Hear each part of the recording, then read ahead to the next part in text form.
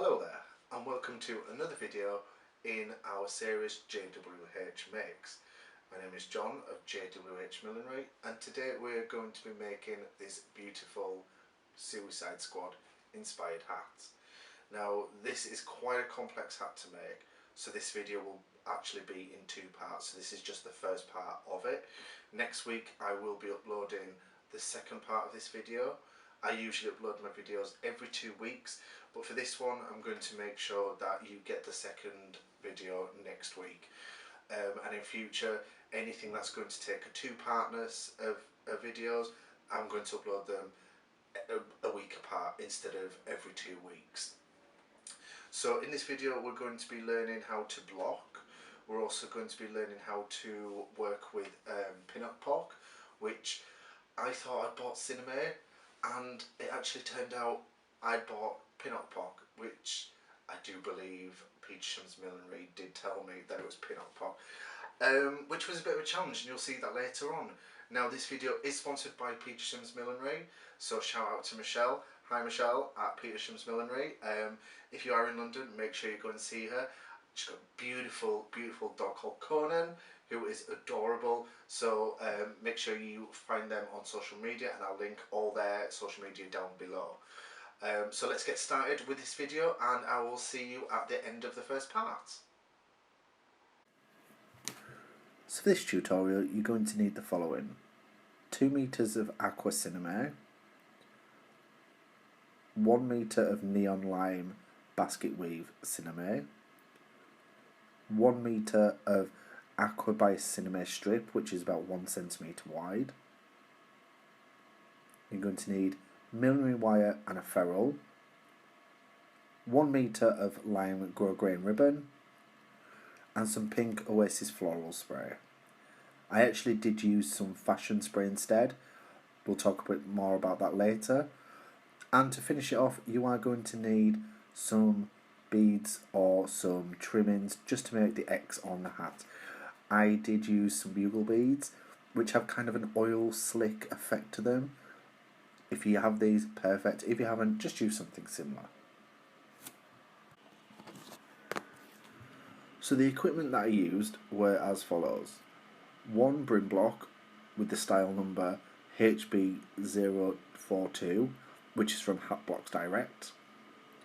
The crown block is MMB, which is from Guy Moss Brown, and the rounded top is actually MB2, if you wanted to use this one instead.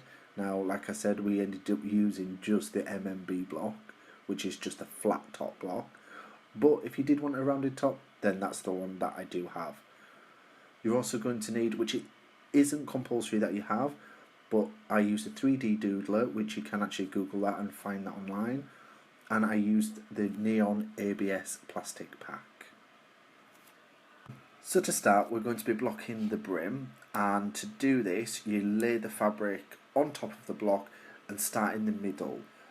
What this will do is this will give you a foundation to start pulling and smoothing the cinema over the shape that you're trying to block. Now this is a brim block which is pretty easy to do. It's quite flat compared to a crown block, for example, so you're not going to see as many pull lines as you do on a larger crown block. Now I always start in the centre and put a few pins in, and then I can see roughly where it's going to sit on the head. So I go in with a pair of scissors and just loosen that up, so when we turn it upside down, we can actually pull that side so it lays really flat against the side of the block. So once you've done the centre part, what you're going to need to do is pull away the first layer, the top layer of cinema, and just ensure that the bottom layer is nice and smooth. Now, if I'm just blocking one colour, I tend to have 3 layers of cinema, but we are going to be adding an additional extra colour on top of this, so this is why I only have 2.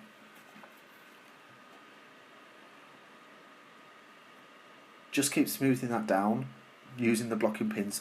Don't you have to use them all the time, just sometimes use them just to secure the cinema, just so it doesn't move around, and especially when you've got it perfect in a certain area, you want to put them pins in immediately so you don't end up moving it around.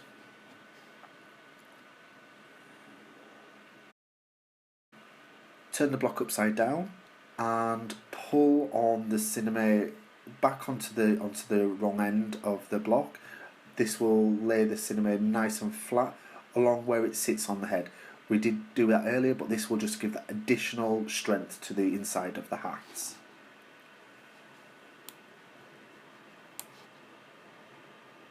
Once you're happy with the positioning of where it sits on the crown, turn it back over and just keep pulling on that cinema. Now, some people use the clock, so they will block at 12, 3, 6 and 9 and then pull really hard on the 1 and the 2, the 4 and the 5, the 7 and the 8 and the 10 and 11.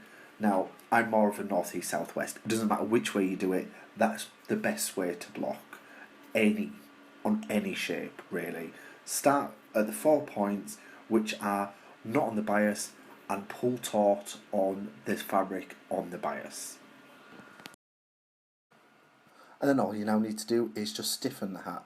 Now, as before, I use my stiffener in a quantity of 4 parts water to 1 part stiffener, and just apply this liberally across the entire hat.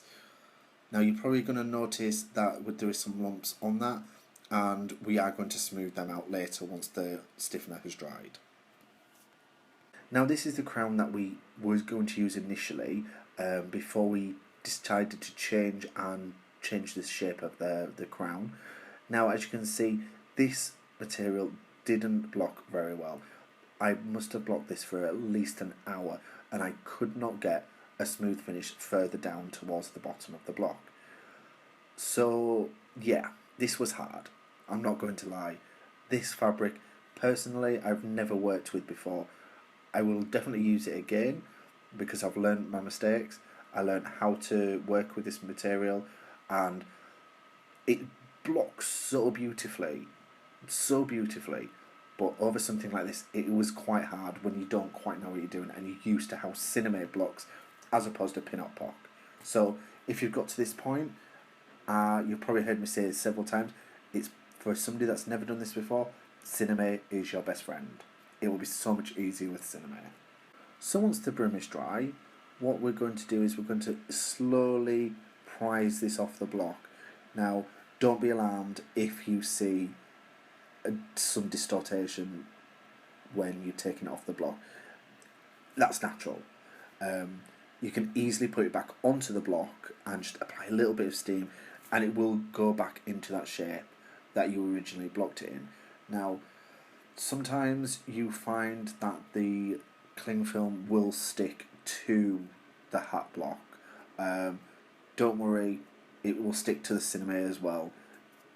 Just don't be worried about pulling it off the block, because something like this, if you've blocked it right, it will take a while to get off. Don't worry about that at all. So once you've managed to get that off, what we're going to do is we're going to trim off any excess cinema, just to make it easier to work with for the next step. Because the next step we're going to be applying a third layer of cinema to the hat. Now, don't be alarmed neither. You can see quite a lot of lumps and bumps. We are going to be ironing them out later on in the process. So you can see here we've trimmed the cinema down, not too much, but we've trimmed it down enough so it's easy to work with. Now put this back onto the block. If you need to use a second layer of cling film, make sure you put it on. I was lucky, mine didn't need any. The actual hat came off pretty easily, really. So pull through all the bits of cinema. You're going to need to put these back down, just in case there's some movement in the cinema. And we're going to get this gorgeous neon, like a neon lime basket weave effect cinema. And this is going to be placed over the top of the hat. Now look at that, how beautiful is that? That's really nice. Now, as you can see, I actually placed the cinema the same way, the grain the same way, and to give it a bit more texture, give it like a 45-degree turn, and it just gives it something different to look at. So once the third layer of cinema has completely dried, we now can remove it from the block. I didn't actually cut the inside of this layer when it was drying to pull it taut, because it was already quite taut enough because of the material it is. So this is the point when you're going to just cut that hole where the crown is, where the crown's going to sit, and remove the cinema. This is when the cinema will more than likely stick to the cling film. Don't worry, it's easily removed. So now we've taken the cinema off the block, you're going to notice where that crown line is going to sit. So just take a pair of sharp scissors and cut them peaks that you made earlier, cut them down to where the crown line is going to sit, and just bend them over. Make sure you bend over the basket weave cinema as well, because this will give you a nice line, just something to work with later. And this is how these are what are going to be how we attach the brim to the actual crown of the hat.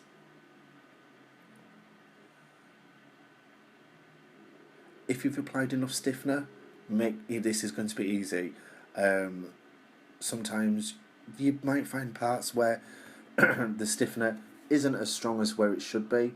As long as you really don't work with this too much, you could even add a little touch of stiffener, not too much obviously, but just a touch of stiffener, and let that dry so it gives it some support.